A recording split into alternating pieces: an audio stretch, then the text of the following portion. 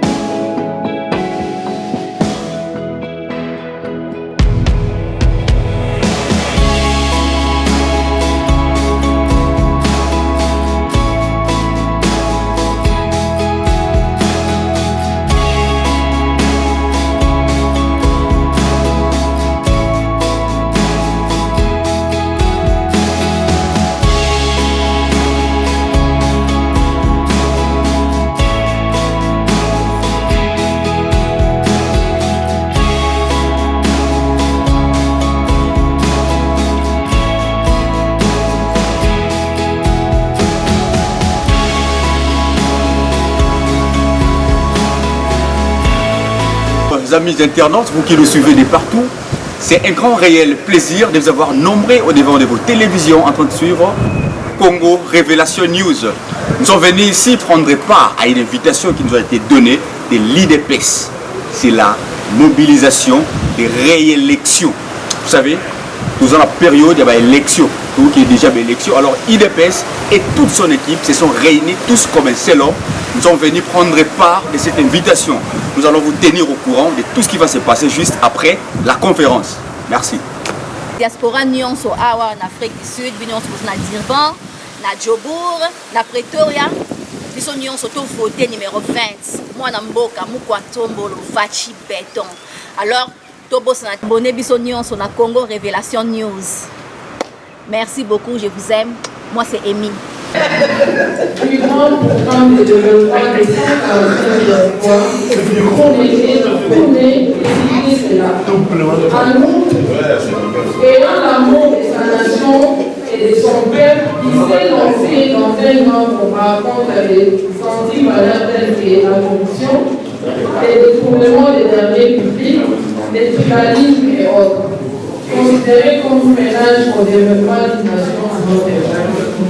D'autre part, il a refusé de céder un seul métier du territoire national au groupe terroriste, intimidateur et ennemi de la paix dans notre pays, tout en utilisant sa force diplomatique et militaire dont il a doté de moyens nécessaires pour défendre notre patrie et sécuriser nos richesses tant convoitées en dehors de nos frontières.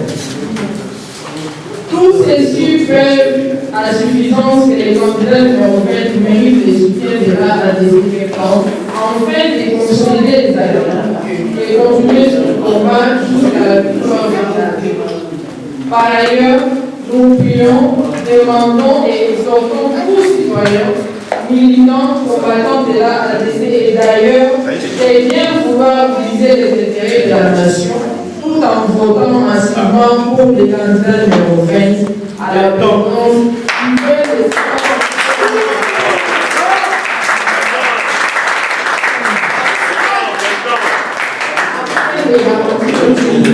la sécurité nationale pour voir l'événement de la République démocratique du Congo qui a longtemps sombré dans les chaos. Que vive notre pays, la RDC, que vive Madame Adèle Kabila, notre autorité morale, que vive notre président Félix Antoine Tshisekedi Tshilombo, payons des pères et des mères sur le territoire.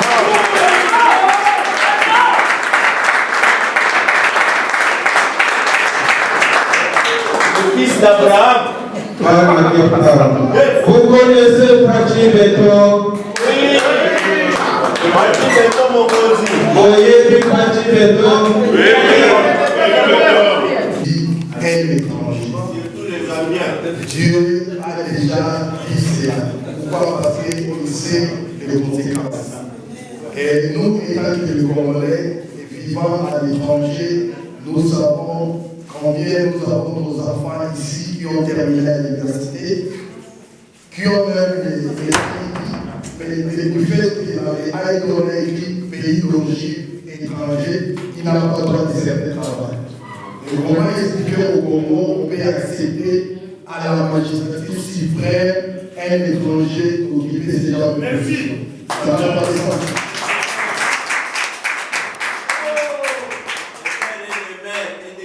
Nous avons qu'un seul héritage que Dieu nous a donné, c'est le Congo. Si on laisse le Congo, personne ne va s'élever pour bâtir le Congo. Si les enfants d'Israël devaient rentrer chez les pays pour aller bâtir les murailles, nous aussi, avec nos votes, nous rentrons pour aller reconstruire le Congo.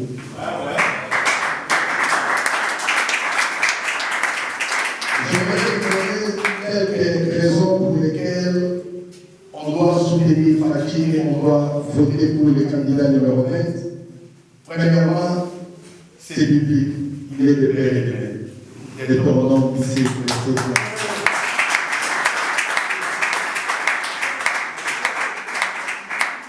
c'est deuxièmement, il a la volonté de faire changer les choses.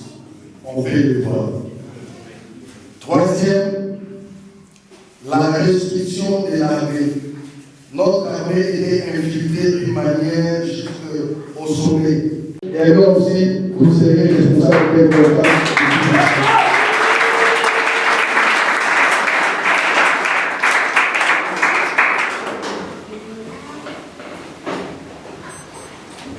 Et les trois dernières raisons pour lesquelles on doit voter pour notre candidat, c'est pendant ces moments de campagne, on n'a pas appelé à la vérité. On n'a pas enlevé les journalistes. On n'a pas enlevé les politiciens. On n'a pas empêché les gens. Donc tout le monde est libre et tenté de circuler. C'est pour la première fois. Même les États-Unis, Trump a envoyé le coup. Mais au Congo, tout le monde est libre de circuler pendant les élections. C'est l'une des raisons qui montre qu'il est un vrai démocrate et il est sûr de son bilan et il va être réélu. C'est pourquoi il n'a pas peur des autres. Et c'est l'une des raisons qu'on doit voter pour notre candidat.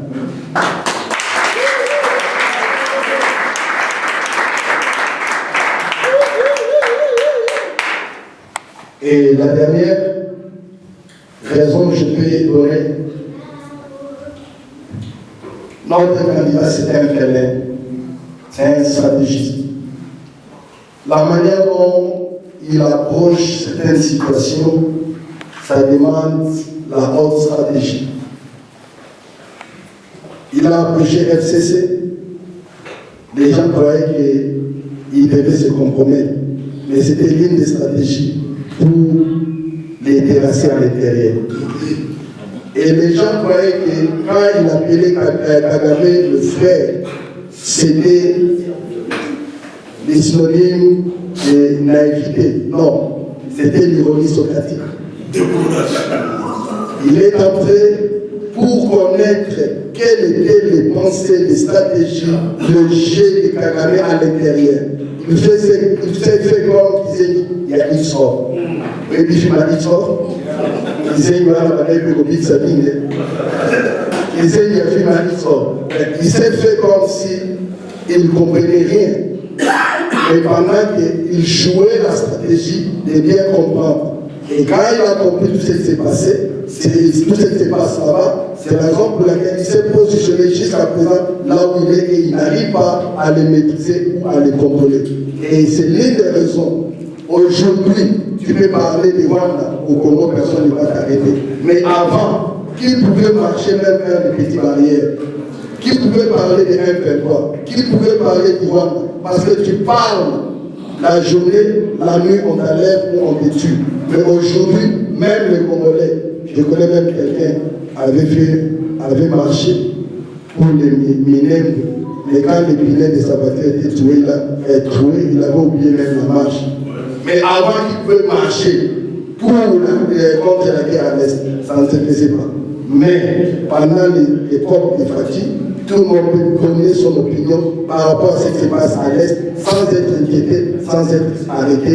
Et nous tous, ensemble, nous allons faire que Kagame et il y aura la paix à l'Est si Fatih est gagné. C'est la raison pour laquelle on doit nous réunir en masse. Je vous dis,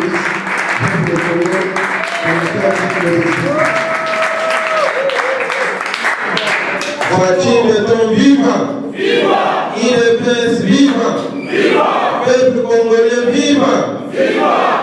Mboka nyonso ntango kozwa kobima na libwa ou bien na batango moko difficile, il faut bozala sage, bozala makasi na oyo tozodela kopréserver les acquis. Tozalaka na lombangu te tozatya mutu mosusu parce que apesi biso boye basa azolaka biso boye non. Parce que soki bosestabilize te tokozala facilement déstabiliser na baoyo baza bamoni ya mboka na biso. Soki otali scène internationale pour comprendre le rôle du Congo azali appelé à jouer. Il n'y a pas que l'Ouest, c'est-à-dire les États-Unis, la France, la besoin de Bisso. Il y a aussi l'Est, les pays asiatiques, la Russie, la bien. Alors, étant donné le Rwanda, il faut apprendre à préserver le déjà mouvement, et ça déjà résultat. Toi qui es dans le monde, tu as sa confiance, dans la promesse démagogue, il y a battu au Koutou. Basala na kat na Congo kala mais bakoki salte makabazali na basala lilo ko bazala ko peuple congolais ni yibi alors peuple congolais faut tous à la très éveillé tous les capés pour éveiller ba ndeko na biso ba famille na biso même ceux qui allaient à l'étranger tous allez la responsabilité moko makasi parce que biso nyonso awa na salle tous allez na ma famille na Congo mobimba wana donc ici ka famille na yo azali ici ka famille beka ka bango yebisa bango na présidentielle ko meka kutu ko sala ye on a été bon te kopesa ta foi na mususu te parce que oyo Fatih aza kopesa biso ezali mie ke bapromesse oyo bato wana baboma Congo ils ont contribué à la destruction ya Congo je ne dirais pas kotaka bakombo na bango kati na bopose wana il y a des gens qui étaient des gouverneurs soki otali bilan asala moto abomi bashekami po acréer basociété na ye privé okopesa ye voi pourquoi parce que preuve ezali wana ke moto oyo azali danger mpona économie ya mboka osoki akoti wana kutu ya business na ye privé alors tozala très évident tolekana yebisa famille na yo yebisa bacamarade na classe tika na Congo yebisa bacollègue na yo oyebi na Congo benga tinda bamessage yebisa bango le 20 décembre awa bavote numéro nini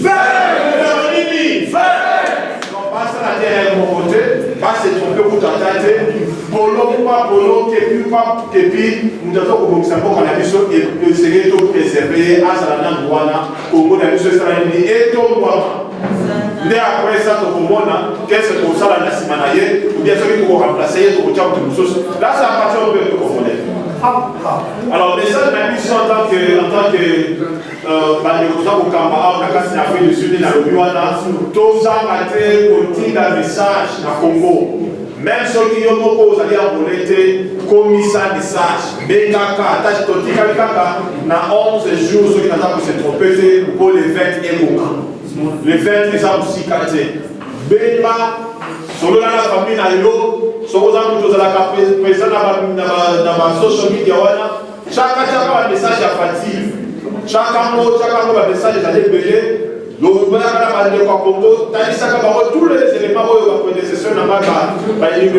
pourquoi est-ce qu'il faut voter Fachito préserver.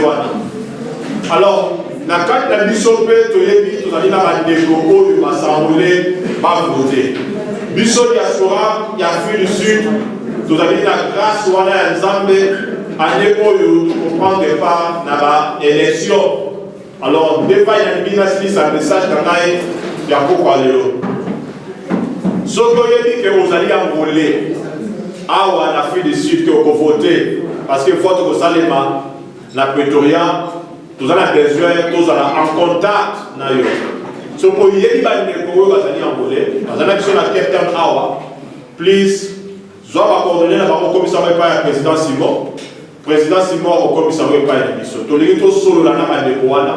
Tout le monde partager l'idée de nous dans la Décoana. Pour être le 20 décembre, Bango va voter utile, va voter moins en beau, va payer sa fâche deuxième mandat. Alors, nous avons un problème quand on voter dans la députation, dans la niveau ressources, on va voter dans la présidentielle. Il y a un tous Soudanais, nous, on a dit ça, on a dit ça dans West Secret, pour qu'on puisse avoir l'information dans les détails. C'est très important, vous allez attendre. Donc, le cadeau, tout à l'heure, donc le cadeau, sur la on va dire ensemble, tout à l'heure, comment est-ce que mon colwana, tout ça, par tous les moyens, Dieu nous aidant, pour être, voir la barreau et côte à la urne, pour la dire dans la fatigue.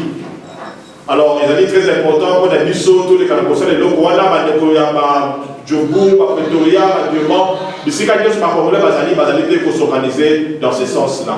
Donc, il est très important à partir de l'eau, tout ça, par tous les moyens. Tous organisés, à tous hommes, tu as MLC, tu as UNC, dans la cadre de l'union sacrée, tout identifié, les unions sont abonnés, la famille la ville à quel temps, tout connecté, les détails dans la banque, ici, quand vous allez, ici, quand vous famille, vous avez contact dans la banque, commissaire, et pas le président Simon, en fait, que tout centralisé en gros. On a pour s'assurer que Bissot Tokopé sa Fachi 100% la foi et Afrique du Sud. Fachi Père! Fachi Père! Alors, vous avez besoin d'un concours, vous avez besoin d'un message, vous avez besoin d'un appui. Donc, événement, tout ce que la mission va raconter, vous salariez les amis pour pour la vous avez un lecteur, vous allez enrôler. Et dans le diable, vous savez, tous les moyens, il y a président Simon a dans les détails, quelle que soit l'information que vous allez avoir, quel que soit le moyen que vous disponibilisez, et comme information que vous directement dans Bango pour être le 20 hours, Fachi a son deuxième mandat. Fachi Père! Fachi Père! J'ai dit et je vous remercie.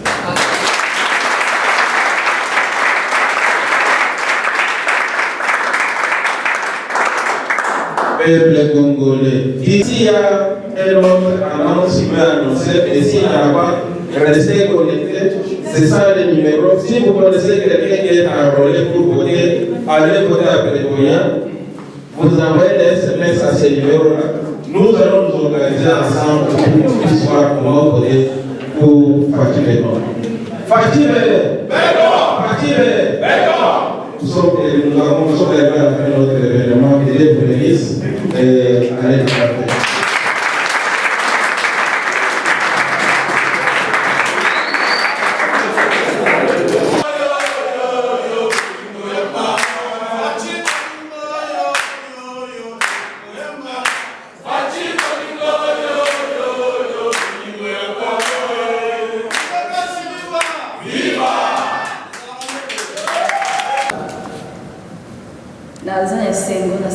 déjà d'abord pour mon motivation. Il y a des gens qui sont motivés, Congolais sont motivés, il y a des gens qui sont Congolais pour ça changement. Il y a beaucoup de donc, dans ces pays, les Congolais sont commentés sur notre président, Obisos Kolingi, tout voter Fachi Beton. Alors, on a 5 Nabiso, Nabiso Nyonso, au Boutskal na Congo. Vous votez utile, vous votez numéro 20. Notre président doit soutenir Bissot Moine en Boka. oyo aza na souci ya mboka. Impression nangai, merci beaucoup pour la mutuna de Gonabiso. Impression eza kaka ya sentiment ya victoire oyo toza nango na kati ya nzela. Ezali ke tozo senga na peuple nyonso mobimba po bazala sima candidat numéro 20 Fachi Beton. Yende solution ya makambo ya mituna toza na yango en tant que nation congolaise. Yango tozali kosangana libota ya bana IDPS. On a que la communauté congolaise oyo eza na kati ya Cape Town eyeba nango ke mokonzi na biso azali te moko Fachi Beton Félix Antoine Tshisekedi Tshilombo topese bavota na biso mokolo le 20 yango ye kaka na nzambe tokokoma elongo totambola malamu. Merci.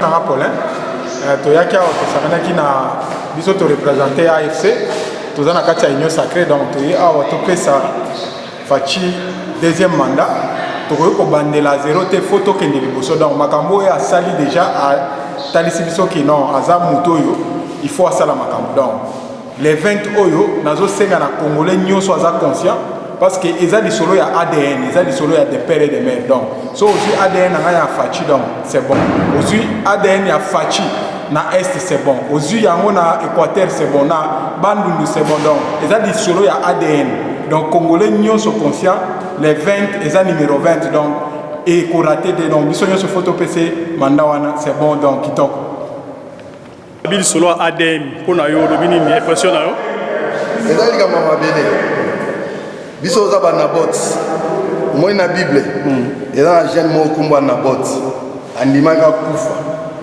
roi Akab na Jezabel babotile ya teka biso baza toza ba race ya Nabot.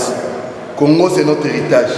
Ata yo roi Akab na Jezabel oyo pesa biso ba kolona bangongo osomba babela ko moto otekelote ni boto kufa na Congo mais to oteka moto zelga ba wa bien le kolobini to voter moi soutient toujours la Fachi Beton.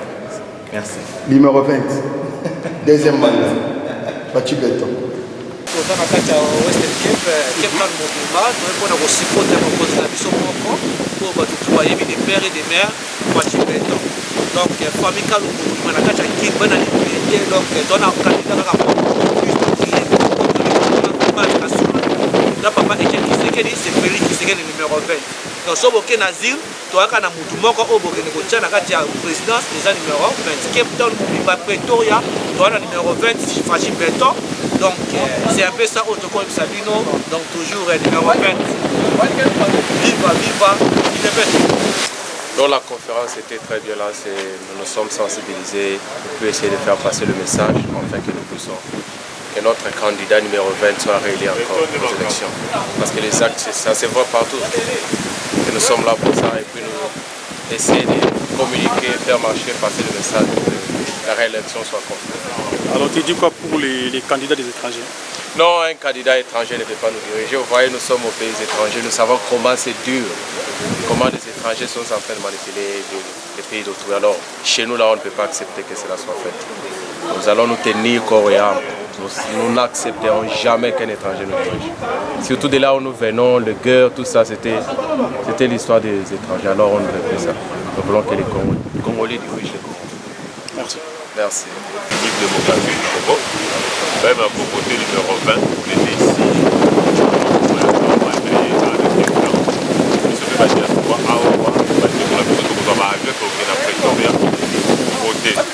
Donc, c'est une ambition surtout, les Congolais ont entendu dans la République démocratique du Congo. Le 20 décembre, les Mozoké a dit, pour ça, numéro 20 était. Donc, c'est toujours confiance à Zali Mouana Mboka, à Zali, à Kilan Abisso. Papa na yetu bi mama na ye wana za ya biso aza vraiment makila na biso donc nous voulons vraiment confiance na biso pa na ye komona ndenge nini makambo ba idée aza na yango ai ba vraiment kosala yango les choses pour conserver vraiment ba kina biso donc que Dieu bénisse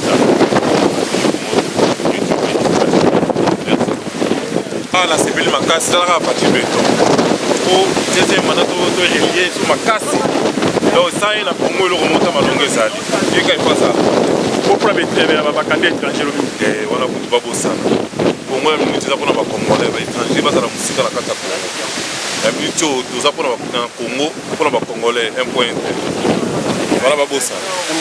Ouais, tu es en tout cas pour nous soutenir l'homme du peuple.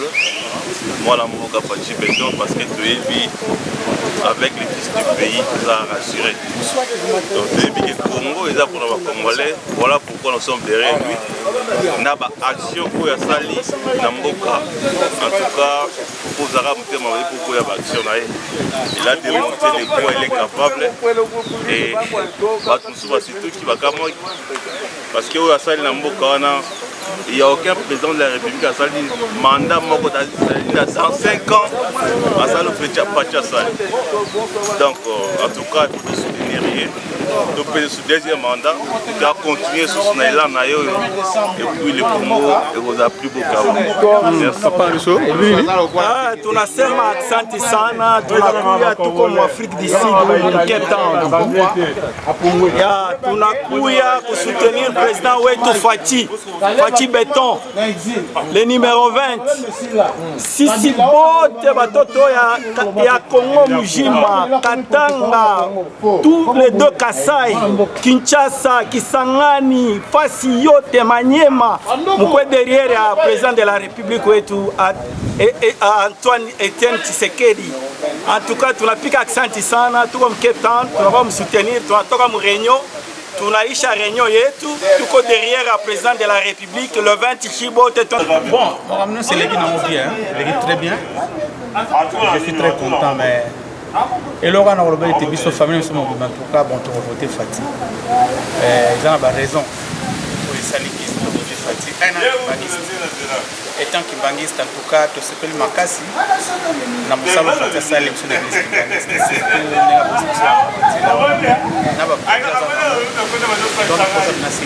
Deuxièmement, personnellement, je suis la génération Fati. Fati a mokolo nanga ya mbula moko. C'est-à-dire, ils sont dans la série 6. On a voté pour tout le monde, on a regretté parce que la génération de Bisso, tout le monde a Congo n'est pas là, car on est baby. Nandega bandi kozongisa yango. Comment dit que ça va au temps de botami. C'est le temps qu'il y avait Paul là que en tout cas ban ils étaient bon quand ta montant j'étais bovandi.